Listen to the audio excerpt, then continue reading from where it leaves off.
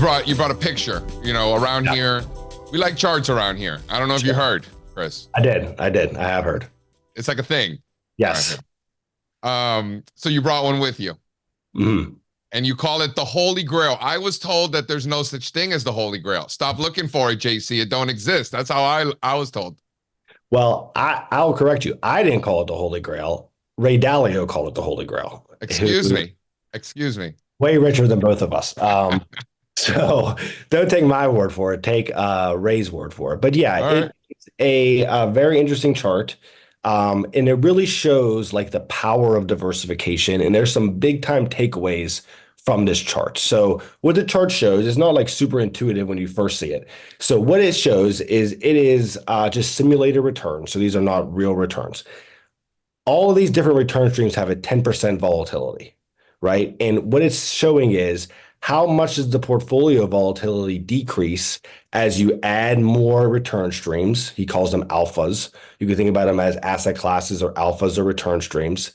And how much more your risk declines if you're adding uncorrelated return streams, right? So those are the two key takeaways. So if you look at this chart, right, that top line is a 60% correlation. You see how as you add more assets with a 60% correlation, it does decrease the vol. It doesn't do nothing or anything, but it doesn't decrease it that much.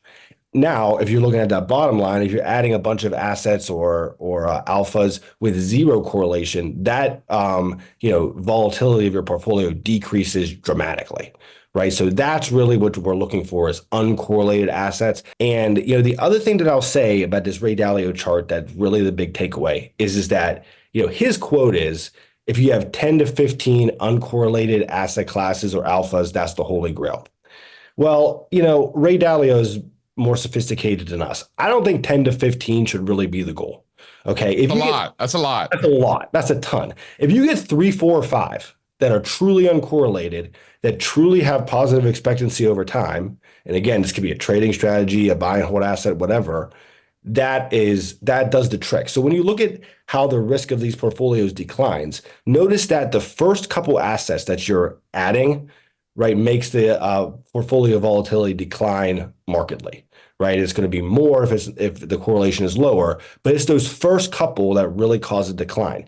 After like 7 or 8, like it's really diminishing the benefits you get. So Ray's saying 15. I think 5. If you could find 5 trading strategies that have a positive expected returns and low correlation to each other, you could really build a very strong risk-adjusted portfolio.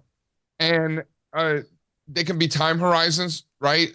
Even in the same direction, they could be longer term trend following versus short term trend following. That's enough. They don't necessarily have to be one trend following, one mean reversion. The time itself tends to work. The time itself does tend to work. Just by doing this for years, I mean, I do know that like trend following and mean reversion is going to have a lower correlation than trend following at different speeds. But trend following at different speeds does have, it's not a 1 correlation. I mean, it is low.